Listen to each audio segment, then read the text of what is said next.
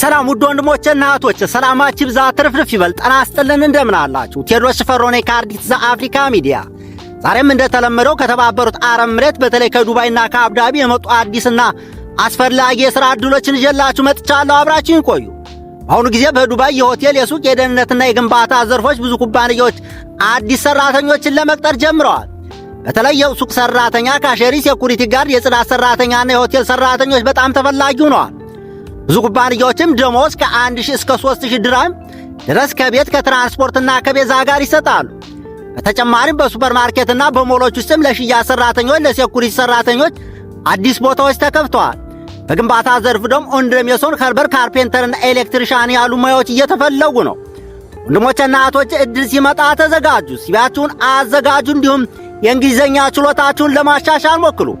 ዱባይ የዕድል ከተማ ናት። በትዕግሥትና በትጋትና በትዕግሥት የመጣ ሰው የተሻለ ደሞዝ ሊያገኝ ይችላል። ሁሌም ተስፋ አትቁረጡ፣ ጠንክሩ፣ ስሩ እና ወደ ተሻለ ሕይወት ወደፊት ቀጥሉ። መልካም ዕድል ለሁላችሁ።